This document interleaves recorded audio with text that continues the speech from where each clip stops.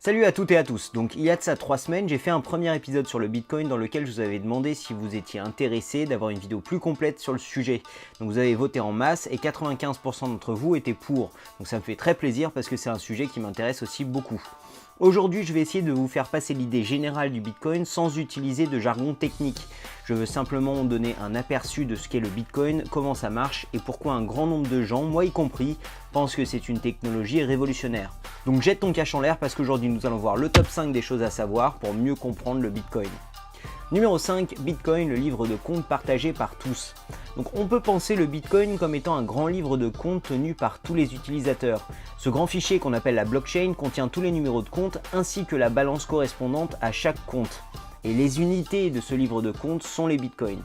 Donc cet énorme livre de compte permet de transférer des Bitcoins d'un compte à un autre extrêmement facilement. Et le fait que la personne soit à côté de vous ou à l'autre bout du monde ne change rien à ça. En gros, c'est aussi facile d'envoyer des bitcoins que d'envoyer un texto ou un email. Pour recevoir ou envoyer des bitcoins, il vous faudra plusieurs choses. Donc premièrement, il vous faudra un smartphone ou un ordinateur avec une application ou un programme de portefeuille électronique qu'on appelle en anglais un Bitcoin Wallet. Ces programmes sont gratuits et vous permettent de stocker, de recevoir et d'envoyer du bitcoin. Et ensuite, il vous faut du bitcoin. Vous pouvez obtenir du Bitcoin de plusieurs façons, donc soit en les achetant sur une plateforme de trading spécialisée comme Kraken ou Paymium, soit en utilisant des sites qui mettent des acheteurs et des vendeurs en relation directe comme LocalBitcoin ou Bitcoin.de, soit grâce à des distributeurs physiques comme la maison du Bitcoin à Paris, et finalement vous pouvez aussi les acheter directement à un ami s'il accepte de vous en vendre. Donc je veux préciser que vous n'êtes pas obligé d'acheter ou de vendre des bitcoins entiers. C'est pas genre t'as la monnaie sur 2000 euros, non c'est pas ça. Alors qu'un euro peut être divisé en 100 centimes d'euros, le bitcoin peut être divisé au 100 millionième. Il existe d'ailleurs un nom pour un 100 millionième de bitcoin, ça s'appelle un satoshi, en hommage au créateur du bitcoin.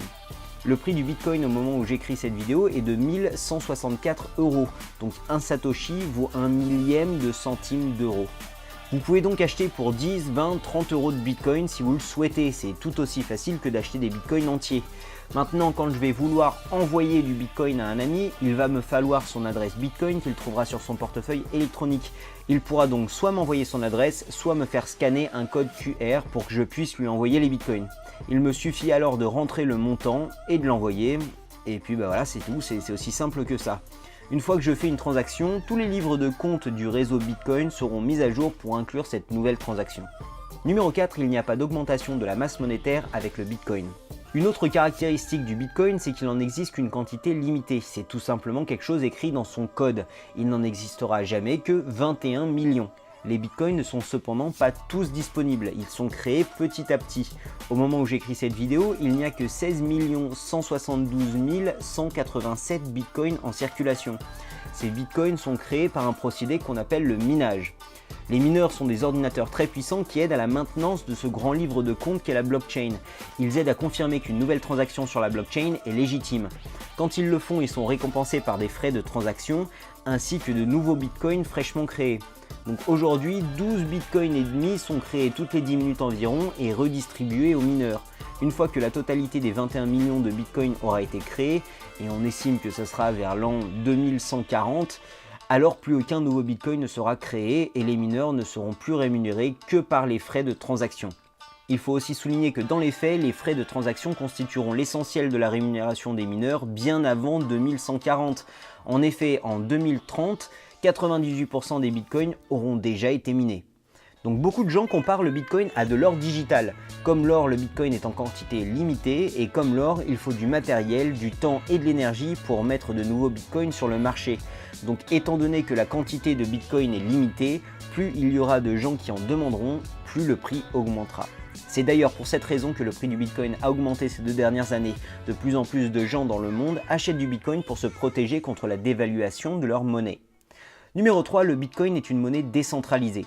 Ce qu'on veut dire par décentralisé, c'est que personne ne contrôle cette monnaie, ni organisation, ni particulier, ni État. Il n'existe pas de banque centrale du bitcoin par exemple, ni de service client ou quoi que ce soit d'autre. Le fait qu'il soit décentralisé est de mon point de vue le plus gros avantage du bitcoin.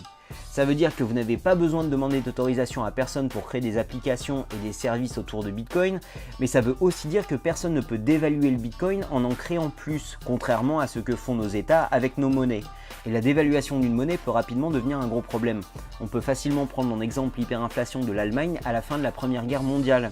À cause de la dette qu'ils accumulèrent lors de la Première Guerre mondiale, le gouvernement décida d'imprimer du mark en masse.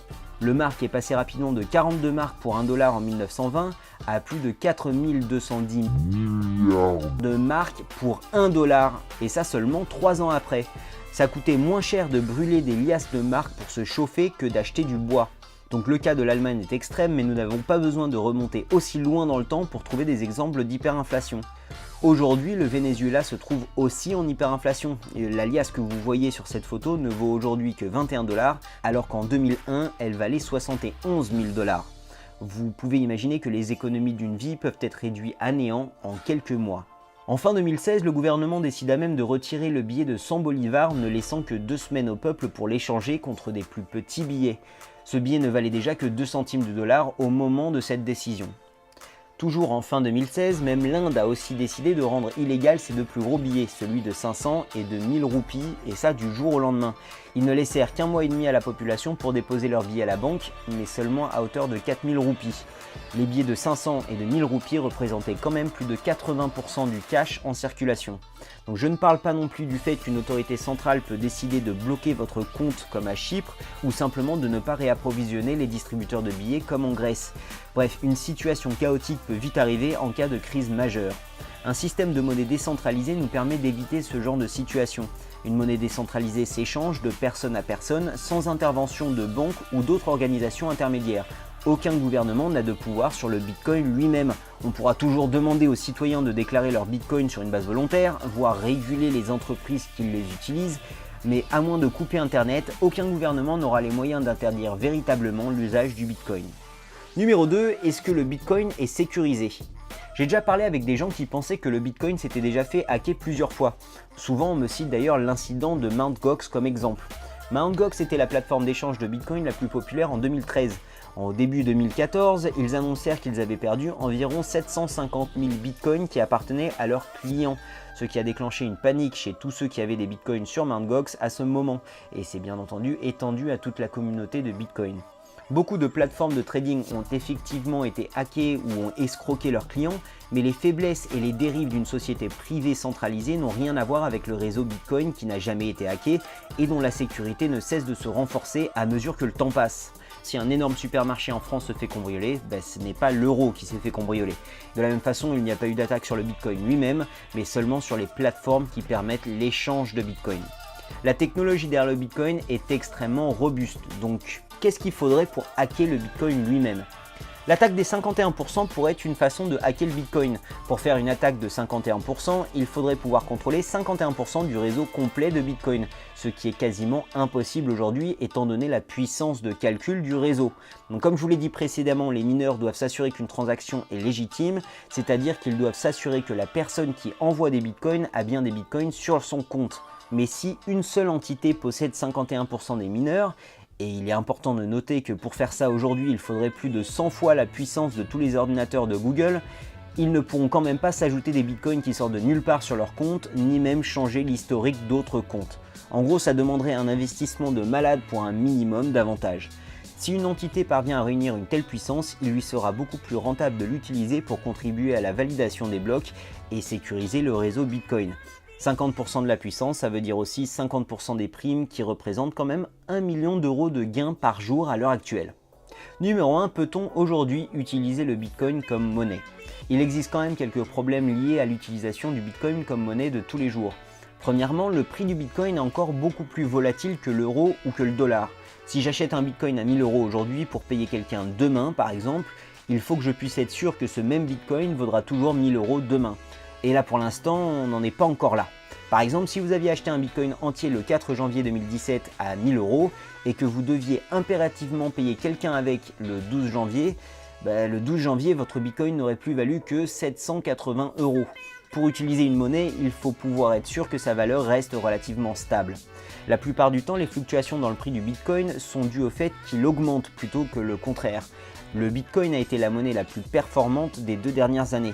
C'est-à-dire que si avec un Bitcoin au début 2015, vous pouviez remplir un caddie de nourriture, aujourd'hui avec le même Bitcoin, vous pourriez en remplir 6.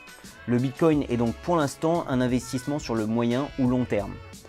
Si vous souhaitez avoir plus de renseignements et des liens vers toutes les plateformes mentionnées, je vous invite à jeter un œil à bitcoin.fr.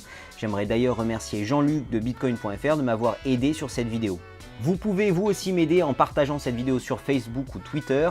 Lâchez-moi un petit pouce vers le haut si cette vidéo vous a aidé à mieux comprendre cette nouvelle technologie. Et vous pouvez aussi me soutenir financièrement en Bitcoin, donc soit en scannant le code QR que vous voyez sur votre écran, soit en copiant mon adresse qui se trouve dans la description. Vous pouvez aussi me tiper sur Tipeee.